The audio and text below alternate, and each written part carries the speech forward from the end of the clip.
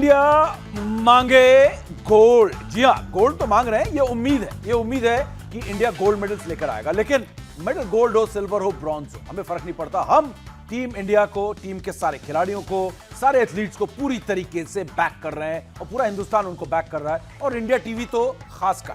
जी हाँ, आप पूरे हिंदुस्तान में जो चैनल्स हैं सबकी अगर तुलना भी कर लगे तो इंडिया टीवी के आमने सामने कोई नहीं है, क्योंकि जो ओलंपिक्स में आप शोज देखेंगे, जो रिपोर्टिंग देखेंगे, जो एक्सपर्ट्स आप यहां पर देखने वाले हैं, वो कहीं और आपको हिंदुस्तान में दिखने वाला नहीं है। मेरे साथी पवन नाहरा, आज इस खास कार्यक्रम में उनका होना बहुत जरूरी था, क्योंकि आज जो है हरियाणा का दम दिखेगा, और मेरी साथी ज्योत्सना, इनका होना तो बहुत जरूरी था। आज ये शो में मैं ये कह रहा था विमेन पावर की बात हो रही है, और जबकि पावर की बात होती है तो किसकी बात होती है? मैन, मर्दों की। लेकिन हिंदुस्तान बदल रहा है, और हमारे साथ गुरु द्रोणाचार्य अवॉर्डी कोच, जी हां, अमन सहरावत के कोच ललित कुमार जी हमारे साथ हैं। रवि दहिया को भी कोच किया है, और जो मैंने एक रिपोर्ट भी दिखाई थी कि हिंदुस्तान की जो कुश्ती की सबसे बड़ी नर्सरी है ज्योत्सना, जहां से 4 मेडलिस्ट अब तक निकल चुके हैं। सुशील कुमार, बजरंग पुनिया, रवि दहिया, योगेश्वर दत्त, फीतले, मैं कैसे भूल सकता हूं, है ना? और हाँ, 2 medal Sushil Kumar, 2 medal, double medallist. वाह, ये देखो हरियाणा से हैं, झज्जर से हमारे दोस्त पवन नाहरा कर रहे हैं, तो हरियाणा के लिए भी और खिलाड़ियों के लिए भी। तो ये जो है आज एक्चुअली में होना ये चाहिए था कि यहाँ पर जो है आज ललित सर को घेरना चाहिए था पूरे महिलाओं के पावर ने, और पूछना चाहिए था भाई लड़के किस काम के। 5 लड़कियों ने क्वालिफाई किया, सिर्फ एक पहलवान ने क्वालिफाई किया, इनके चेले ने। इनका शिष्य है वो अमन सहरावत, जो कि मेडल का दावेदार है। लेकिन अब मैं over to women power Jyotsna. देखिए, समीप ने बहुत अच्छे से आपको चीजें समझा दी हैं, लेकिन समीप मैं आपकी बातों में एक चीज और ऐड करना चाहूंगी कि जो महिला है वो आधी आबादी है, और आज उसी आधी आबादी की बात आप लोग भी करेंगे। आज आप उनकी चर्चा करेंगे, उनकी कमियों की, उनकी खासियतों के बारे में बात करेंगे। साथ ही आज बात ये होगी कि ऐसा क्या है जो इन प्लेयर्स को सबसे अलग बनाता है। लेकिन चूंकि महिलाओं की बात हो रही है, सर सबसे पहले तो मैं आपसे ये समझना चाहूंगी कि क्या हो गया, मतलब चक्कर कहाँ फंस गया, छोरे कहाँ चले गए? मुझे वो एक गाना याद आ रहा है। मैं गा तो नहीं पाऊंगी, मैं आपको 4 शब्द बोल देती हूँ। लाइंस बताओ ना क्या है? हमसे है जमाना सारा, हम जमाने से कम नहीं, गर्ल्स आर दी बेस्ट हो गई है यहाँ पर। और वो है ना, और कह रही है जान डायलॉग है ना कि हमारी छोरियां छोरों से कम है क्या? तो अब तो ज्यादा है, कम नहीं है। अब तो ज्यादा है, हमारी छोरियां जो है छोरों से ज्यादा है और बेटर भी है, ये बता रही है। ऐसा नहीं है सर, मैडम जो है आप जो कह रहे हो, कई बार परिस्थितियां जो है अपने हाथ में नहीं होती। हमारे मेल रेसलर जो है उन्होंने तैयारी कर रखी थी खूब, जैसे जो है मैंने जैसा आपको बताया परिस्थिति अपने हाथ में नहीं होती। हमारे दीपक पूनिया और ये सुरजीत जो है रशिया से प्रैक्टिस के लिए एशिया क्वालिफायर में जा रहे थे, और हमारी फेडरेशन भी, हम जो जितने भी कोचेज, हमें ये था भरोसा पूरा 100% एशिया से दीपक पूनिया और सुरजीत लड़का जो है क्वालिफाई हो जाएगा। लेकिन वो कहते हैं ना कि वो जब परिस्थिति अपने हाथ में होती, दुबई में उस टाइम बाढ़ आ गई, जिसकी वजह से जहां बारिश नहीं होती वहां बाढ़ आ गई। 40 साल में रिकॉर्ड तोड़ दिया, 40 साल में सबसे भयंकर बाढ़ आई। वहां पे फ्लाइट भी नहीं उड़ी, एयरपोर्ट पे बहुत ज्यादा भीड़। मेरी बात हुई दीपक पूनिया से, जब वो बता रहा था इतनी भीड़ है एयरपोर्ट पे, जो है पैर रखने की जगह नहीं है। वेट भी लूज करना, तो उन्होंने यही, उनको जो है टेंशन थी कैसे फ्लाइट पकड़ेंगे। हमने उनसे ये भी कहा था कि भाई तुम इंडिया से वाया इंडिया होके चले जाओ वहाँ पे। तो उन्होंने यूँ कहा कि सर क्या है कि फ़्लाइटें लेट चल रही हैं, जो सुबह की फ़्लाइट थी वो शाम को जा रही है, कनेक्टिंग फ़्लाइट में हम कैसे पहुँचेंगे। फिर वहाँ के फ़्लाइट की, वो भी फ़्लाइट जिस दिन जो उनका कंपटीशन था 2 घंटे लेट उड़ी वहाँ से। 8 से 8:30 बजे वहाँ पे वजन था, लेकिन इनकी फ़्लाइट पहुँची 9 बजे। हमारी फेडरेशन ने रिक्वेस्ट भी की, प्रेसिडेंट ने, हमारे संजय सिंह जी ने, लेकिन वो रिक्वेस्ट जो UWW ने रिजेक्ट कर दी। लेकिन हमें पूरा कॉन्फिडेंस था कि हमारे 2 प्लेयर ये सुजीत और दीपक जो है एशिया क्वालिफायर करके आते हैं, 100% करके आते, लेकिन और फिर भी लड़कियों के बराबर नहीं होते। हाँ, लड़कियों के बराबर नहीं होता, ये आपने सही कही। गुरु पीछे जो है सर एक लेकिन समीप जी आप एक बात भूल रहे हैं, 171 खिलाड़ी जा रहे हैं, ये कोई इन्विटेशनल टूर्नामेंट नहीं है। 117 उन्होंने अपनी बर्थ रिजर्व की है, हासिल की है। ये 117 विनर्स हैं। आपको एक बात और मैं बता दूं, कल जब मैं शो में लगातार हम चल रहे हैं, जब मैं आया तो मैंने यही कहा कि पवन नाहरा जी ने एक बहुत अच्छी बात की, आपको कोट करते हुए मैंने कहा कि ओलंपिक्स में आपको इनवाइट नहीं किया जाता, आपको क्वालिफाई करना पड़ता है। और मैंने आपको कोट किया क्योंकि मुझे बहुत अच्छा लगा ये बात, क्योंकि आप वहां पर चैंपियन ही पहुंचता है, बिल्कुल, और ये जंग चैंपियंस के बीच ही होती है, बिल्कुल, है ना। और यहाँ बेस्ट ऑफ ह्यूमन बीइंग्स को अगर आप देखेंगे तो वो पहले ओलंपिक्स में खेलते हैं, और अब की बार का ओलंपिक्स सही मायनों में असल ओलंपिक्स होगा, क्योंकि टोक्यो ओलंपिक्स जो था वो ह्यूमैनिटी के एंगल से देखा जाए तो कोरोना काल के बाद आया था। बिल्कुल बिल्कुल सही कहा। सब बायो बबल में थे, हाँ। माहौल ऐसा था, क्राउड नहीं था स्टेडियम uncertainty में, थी, खाली स्टेडियम थे। खाली स्टेडियम थे। अब सोचिए लाखों के ऑडियंस के सामने जब आप बेस्ट ऑफ द बेस्ट से लड़ेंगे तो क्या माहौल होगा, क्या वो मैट पर लाइट्स के नीचे जब वो गूंज होगी इंडिया इंडिया की, तब कैसा परफॉर्म होगा, वो सब वो बहुत कुछ डिसाइड करेगा। और आज performance क्या समीप होगा। और भी आज जा रहे रेसलिंग की बारी है हमारे हम लगातार बात कर रहे हैं, लगातार हर खेल पे बात कर रहे हैं, और आज कुश्ती की बारी है। समीप जी मैं आपको बताऊं, पिछले ओलंपिक में जो था हमारा जो यूनाइटेड वर्ल्ड रेसलिंग का एक नियम था कि एक वजन में 20 खिलाड़ी भाग लेते थे। अच्छा। जैसे आपने अभी कहा कि भाई जो है संघर्ष करके वहां पहुंचा जाता है, अब की बार जो है 4 खिलाड़ी घटा दिए, 16 खिलाड़ी को एक वजन में जो है यूनाइटेड वर्ल्ड रेसलिंग ने आईओसी ने जो है परमिशन दिए, एक वजन में 16 खिलाड़ी भाग लेंगे। बड़ी बात है, और पार्टिसिपेटिंग कम हो गए हैं, और जो क्वालिफाई करके गए हैं और जो क्वालिफाई करके गए हैं वो जो है पूरे 3 क्वालिफाई टूर्नामेंट है उसमें क्वालिफाई करके पहुंचे हैं। पहले क्या था, वर्ल्ड चैंपियनशिप में 6 प्लेयर करते थे क्वालिफाई, अब की बार 5 करके गए। और फिर जो है 2 प्लेयर अपने कंटिनेंट से जो है 2 प्लेयर क्वालिफाई करे, ये जो अपना एशिया है, यूरोप है, इनमें हर अपने कॉन्टिनेंट से। और फिर वर्ल्ड क्वालिफायर हुआ, वहाँ से जो है 3 प्लेयर क्वालिफाई करके आए।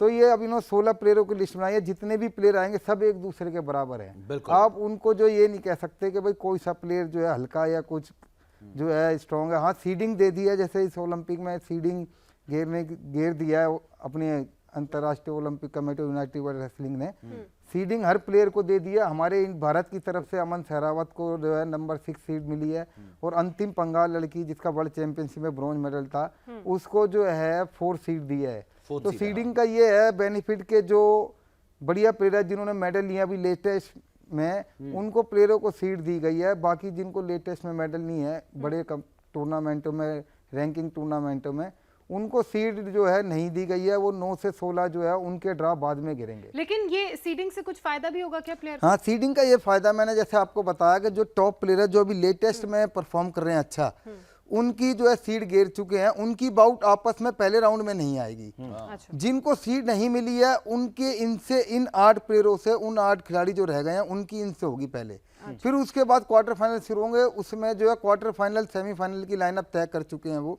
जो क्वार्टर फाइनल में जैसे जो है उन्होंने बताया कि एक ग्रुप बना दिए 2, 1 number seed, 4 number seed, 5 number seed, 8 number seed एक ग्रुप में कर दिए, जिसे टॉप ग्रुप कहा जाएगा, और एक बॉटम ग्रुप कहा जाएगा जिसमें number 2 seed, number 3 seed, number 6 seed और नंबर 7 सीड।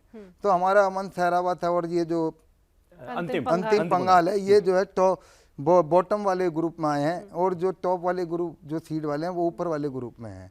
इनका ये बेनिफिट तो है। फेयर रिप्रेजेंटेशन हो जाता है और नंबर ऑफ बाउट्स भी कम होती है। अगर आप वहां फाइट नहीं कर रहे तो आपका स्टेमिना बच जाता है, एनर्जी बच जाती है। अगर आपको एक दिन में 6 बाउट खेलनी है उसकी बजाय आप 4 बाउट खेलेंगे तो आपकी परफॉर्मेंस एनहेंस हो जाती है। ये आपको एडवांटेज मिलती है अगर आप सीडेड खिलाड़ी हैं। अब सर ये है कि इसमें जो है अब एक मैं आपको बता दूं जो है अब जो है एक दिन में 3 बाउट खेलनी पड़ेगी जो फाइनल में पहुंचेगा और सेमीफाइनल लड़ेगा, क्योंकि जो है फाइनल जो है और रैपिड चार्ज जो है अब नेक्स्ट डे होता है।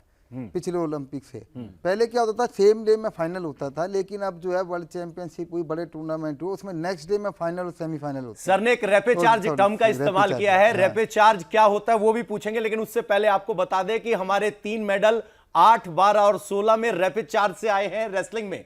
सर आम लोग नहीं जानते, सब सोचते हैं 1, 2, 3 तीसरे नंबर पे आया उसको ब्रॉन्ज मेडल, लेकिन रेसलिंग में ब्रॉन्ज मेडल भी इतनी आसानी से नहीं मिलता सर। रेसलिंग में चांस भी मिलता। हाँ, मैं आपको बता दूं रेसलिंग में क्या है कि ये जो है बिल्कुल फेयर वो करा गया, जो रूल और रेगुलेशन क्या है, 2 फाइनलिस्ट जो फाइनल में पहुंचते हैं खिलाड़ी 2, उनसे जो लूज करेंगे ना पूरे कंपटीशन में, उनकी सबकी आपस में होगी, उनमें जो विनर होगा उसको हम ब्रॉन्ज मेडल देते हैं हमारी रेसलिंग। बिल्कुल ऐसा नहीं है कि जैसे बॉक्सिंग में सेमीफाइनल तक पहुंच गए उसके बाद जो लूज करके सेमीफाइनल में उन्हें ब्रॉन्ज मेडल दिया जाता है। हमारे रेसलिंग में ऐसा नहीं है। अगर आप सेमीफाइनल में लूज कर गए हो तो आपको जो रैपिड चार्ज में जीत के आ रहे हैं उनसे बाउट खेलनी पड़ेगी और फिर उससे जीतोगे जब आपको ब्रॉन्ज मेडल मिलेगा। यानी ब्रॉन्ज मेडल असल की मेहनत का मेडल होता है, क्योंकि आप उस खिलाड़ी से हार गए जिसने गोल्ड या सिल्वर जीता है। यानी आप सबसे ताकतवर के खिलाफ थे तो आपको दोबारा मौका मिलता है, और बाकी पूल में आप सबसे ताकतवर हैं तब ब्रॉन्ज मिलता है, सेकंड चांस बात बताओ, और एक चांस भी मिलता है। पवन की आवाज सुन कैसा लग रहा है? बादाम शेक पी के आया है लग रहा है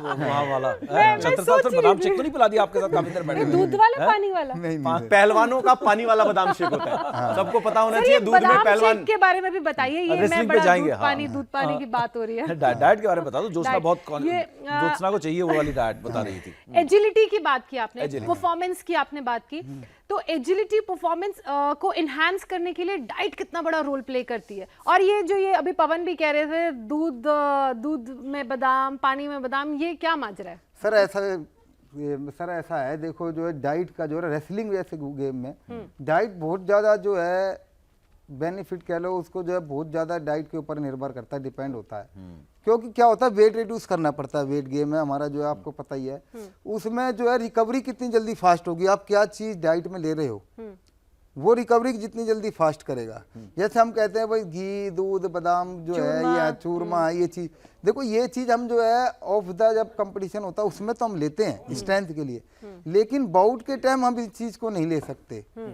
क्योंकि क्या होता है कि बाउट के टाइम क्या होता है, जब हम वेट रिड्यूस करते हैं तो हम ज़्यादा जब इसको खाएंगे तो हमारे बॉडी जो है एकदम हैवी हो जाएगी, फिर वो बाउट नहीं लड़ी जाती, उसमें लिक्विड लेथार्जिक हो जाएगी। हाँ लेथार्जिक हो जाएगा, स्टेमिना पे असर पड़ता है। स्टेमिना। और भारत की जो परफॉर्मेंस पिछले 10-15 साल में सुधरी है, उसके पीछे की वजह ये है कि पहले एक नोशन था, क्योंकि गांव देहात से बच्चे आते थे, उनके माँ बाप डॉली में घी लेके आते थे, दूध लेके आते थे, लेकिन अब घी का इंटेक कम हुआ है, एथलेटिसिज्म पे जोर है। बिल्कुल। तो आप भी तो झज्जर से आते हो, आप कैसे पतले रह गए? आपको अगर मैं मोटा होता तो कुश्ती कर रहा होता, यहाँ थोड़ी होता। ऐसा कैसे हो गया? वो सिद्धू बाजी का डायलॉग है ना, मेरी क्या कहते बुआ की मूछें होती तो चाचा कहलाता।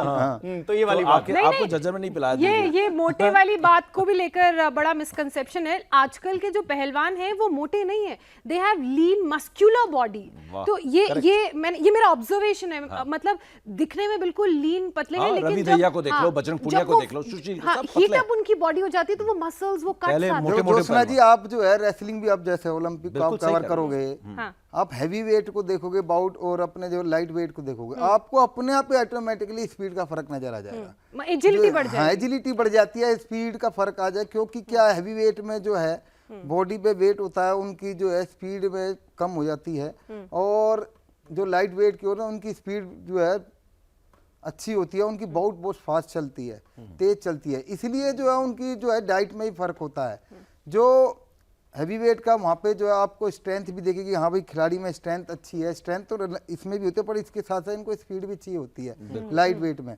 हैवी वेट में एक बार को जो है आप कहोगे भाई स्ट्रेंथ अच्छी है तो वो कवर कर लेगा, टेक्निक्स तो है ही मेन, जो टेक्निक्स के बिना तो आप जो है हमारा रेसलिंग जो आप ये कह लोगे पिछले 4 ओलंपिक में इसलिए ऊपर हो गई है, क्योंकि जो है अब हमारे जो यहाँ के खिलाड़ी हैं और जो कोचिज हैं यहाँ पर जो है पहले के मुकाबले काफ़ी जो है अपने आप को उन्होंने जो है इस चीज़ में सुधार किया है और खिलाड़ियों को भी बताया है। क्योंकि अब जो है देखो, आपने भी देखा होगा मोबाइल का, टेक्नोलॉजी का ज़माना है, सबको पता है, एक दूसरे की बाउट देखते हैं, कुश्तियाँ देखते हैं एक दूसरे की खिलाड़ी की, तो हमारे कोचिस भी और जो है खिलाड़ी भी पहले के मुकाबले जो है काफ़ी जो है अपने आप को डेवलप कर लिया है। और हमारे खिलाड़ी जो है बाहर फॉरेन में प्रैक्टिस करके आते हैं, कोचिस के साथ भी करते हैं, प्लेयरों के साथ बाहर के, और हमारे भी कोचिस का रिफ्रेशर कोर्स वगैरह बाहर होता रहता है, जाते रहते हैं, उसका बेनिफिट मिला हमें नो डाउट जो है पिछले 4 ओलंपिक में। और हमारे खिलाड़ियों को आप देखोगे, आप सीनियर लेवल की बात नहीं करें, आप सब जूनियर में जाओ, जूनियर में जाओ, अंडर 15 में जाओ, हमारे मेडल पहले के मुकाबले रेसलिंग में ज़्यादा आ रहे हैं। और पहले ही रेसलिंग आपको, जैसे आपको पता, आप जो कॉरेस्पॉन्डेंस हो गए, पिछले 4 ओलंपिक में कंटिन्यू एक रेसलिंग ऐसा खेल है जिसमें हर ओलंपिक में मेडल आया है। वो इसी कारण है कि मैडम पहले के जो है ना हमारी रेसलिंग थी, अब काफ़ी चेंज आ गया, परिवर्तन आ गया है, हमारे खिलाड़ी भी समझने लगे हैं वहाँ पे किस चीज़ की रिक्वायरमेंट है, इंटरनेशनल लेवल पे हमें किस चीज़ की रिक्वायरमेंट है, कोचिस को भी पता लग गया है कि भाई हमारे जो है किस चीज़ की यहाँ पे जो खिलाड़ी को ज़रूरत है ज़्यादा, जो उस लेवल पे जैसे जो है तैयारी करते हैं, उन्हें पता हमने कौन सी डाइट लेनी। जैसे आपने डाइट का जिक्र किया था, मैं यहीं पे आ रही थी कि हम डाइट बात कर रहे हैं, लेकिन असल में ये खाते क्या हैं? आप मतलब आप तो कोच रहे हैं, और जिस तरह से ये पूरा टेबल इनका मेन्यू सजता है, ये असल में खाते क्या क्या उसमें होता है? कौन सा ऐसा खाना है जो इनकी एजिलिटी बढ़ाता है, और स्पेशली जब बाउट के लिए प्रिपेयर कर रहे होते हैं तब क्या खाते हैं? वो मैडम देखो खाने की डाइट के ऊपर भी है, फिर ट्रेनिंग भी होती है। जैसे कंपटीशन नजदीक आता है तो उसकी ट्रेनिंग में जो है स्पीड और एजिलिटी जो है उसका ज़्यादा महत्व होता है, उसका जो है हम उस पर ज़्यादा वर्क करते हैं। डाइट में जो हम उसका जो जैसे जैसे कंपटीशन आता है घी कम कर देते हैं, जैसे दूध भी जो है लो फैट का देते हैं ताकि जो बॉडी में फैट ना बढ़े। फैट बढ़ने से क्या होता है बॉडी में स्पीड कम हो जाती है, तो वो डाइट का मैंने पहले भी बताया बहुत बड़ा रोल होता है। इसलिए जब कंपटीशन नज़दीक होता है फिर हमें डाइट में भी चेंज करना पड़ता है खिलाड़ी की। और जब ऑफ द कंपटीशन होता है तो हम जो है उसकी डाइट जो है जब तो हम कह भी देते हैं भाई घी खा लो कोई बात नहीं, लेकिन हाँ चूरमा खा लो, जो है दूध पी लो। हाँ जो है कंपटीशन नज़दीक आते ही जो है उसकी डाइट में ही फ़र्क आ जाए, प्रैक्टिस में भी फ़र्क है, जो उसका ट्रेनिंग है उसमें भी फ़र्क आ जाता है। इसीलिए जो है जब बच्चे जो, क्योंकि उस टाइम वेट भी रिड्यूस करना होता है बच्चों को, अपना वेट का डाइट उस हिसाब से लिया जाता है कि हाँ भाई जो हमारा वेट भी कंट्रोल रहे, वेट एकदम ना बढ़े, क्योंकि ज़्यादा हैवी डाइट लेंगे तो वेट एकदम बढ़ जाता है, फिर उसे घटाना पड़ेगा, बॉडी में जो है कमजोरी आ जाती है, रिकवरी नहीं होती। ये तो आपने बात की कमजोरी और रिकवरी की। एक सवाल हमसे आपसे ये समझना चाहते हैं, बार बार बात हो रही है वेट घट जाता है, वेट मेंटेन करना पड़ता है, वेट कैटेगरी है 53 है, 55 है, 57 है, तो कितना पहलवान का वेट फ्लक्चुएट करता है और एक टूर्नामेंट से पहले वेट कब होता है और उसके लिए क्या क्या स्टेप रखते हैं, ये भी तो बताइए कि पहलवान 4 दिन तक पानी पे भी रहता है, कई बार ऐसी स्थिति भी आती है। ऐसा होता है कि ये जो कंपटीशन आता है ना सर, ये जो हम जो है कंपटीशन से 5 दिन पहले से गर्मियों में मंकी कैप पहन के दौड़ते भी हैं। हाँ, बिल्कुल क्योंकि जो हाँ वेट जो है ना हमारा सेम डे पहले क्या होता था किसी टाइम पे ओलंपिक में जो है, ओलंपिक में भी और इंटरनेशनल कंपनी में एक दिन पहले वेट होता था, लेकिन अब क्या हुआ इन्होंने जो है सेम डे वेट होता हमारा मॉर्निंग में ही, उसी दिन ही आपको जो है फिर बाउट लड़नी पड़ेगी 2 घंटे बाद। उसमें रिकवरी वही तो मैंने आपको जैसे पहले शुरू में बताया कि रिकवरी जिस खिलाड़ी की अच्छी हो जाएगी उस दिन वो अच्छा परफॉर्म कर लेगा, क्योंकि उस लेवल पे ओलंपिक जैसे प्लेटफॉर्म पे सभी खिलाड़ी जो है एक जैसी प्रैक्टिस करते हैं। रिकवरी जो अच्छी करेगा, जितनी फास्ट करेगा वो वहाँ अच्छा परफॉर्म करेगा। और जो जैसा आपने कहा वेट का रिड्यूस करने का जो डाइट का हम कहते हैं, जब मैंने बताया कि जब 2-3 दिन पहले जब हम वेट घटाना शुरू कर देते हैं, हम जो है डाइट उस पर कंट्रोल कर देते हैं, डाइट लेना कम कर देते हैं और प्रैक्टिस जो है बढ़ा देते हैं ताकि स्वेट पसीना जो है ज़्यादा आए। और मैं जब उससे पहले जब हम वेट घटाते हैं उसमें विंग सीटर वगैरह है, कैप वगैरह पहन के जो है मैट पे ज़्यादा करते हैं। कोई हर एक खिलाड़ी का अपना अपना तरीका होता है, कोई जिम में ज़्यादा करता है, कोई मैट पे ज़्यादा करता है, तो वो पसीना ज़्यादा, क्योंकि फिर डाइट पे इसलिए ज़्यादा उसका बार बार मशीन लेके भी जाते हैं, वेट चेक करते हैं। तो वेट फ्लक्चुएट कितना करता है? अगर एक पहलवान अगर कंपटीशन से पहले या बाद में कितना ऊपर नीचे होता है? अगर 55 किलोग्राम का कोई पहलवान है तो कितना वजन ऊपर नीचे हो जाता है? अगर 55 किलो का पहलवान है, अगर 55 किलो में उन्हें बाउट लड़नी है तो सर जो है उसको 1 दिन पहले तक अपना जो है 1 किलो वजन जो है रखते हैं और मार्जिन होता है, मार्जिन रखते हैं। हाँ, क्योंकि जो है अगर अब एक खिलाड़ी जो है अपना विंग सीटर वगैरह अपना जो है ट्रैक सूट वगैरह पहन के प्रैक्टिस करता है, अगर वो 2 घंटे प्रैक्टिस कर ली उन्हें अपने बाउट से बजे कंपटीशन की वेट देने से पहले, तो कई बच्चे जो है मॉर्निंग में करते हैं उसी दिन, कई जो है 1 दिन पहले रात को कर लेते हैं, 11-11, 12-12 बजे भी प्रैक्टिस करते हैं और हम रेस्ट करते हैं, फिर सुबह जाके एकदम वजन दे देते हैं। ललित जी बड़ी सारी टेक्निकल चीजें भी हैं, समीप क्यों ना अब शो को थोड़ा आगे ले जाते हैं और टेक्निकलिटीज पे बात करते हैं। बिल्कुल, लेकिन सबसे पहले एक सिलसिलेवार तरीके से शुरू करते हैं, क्योंकि ये एक कर्टन रेजर भी है, जब कंपटीशन शुरू होगा तब बातें भी होंगी, बाउट बाय बाउट हम बात करेंगे ललित जी के साथ। गुरु द्रोणाचार्य हैं और जो मौजूदा रेसलर हैं हमारे 57 किलो में अमन सहरावत, उनके कोच भी हैं, रवि दहिया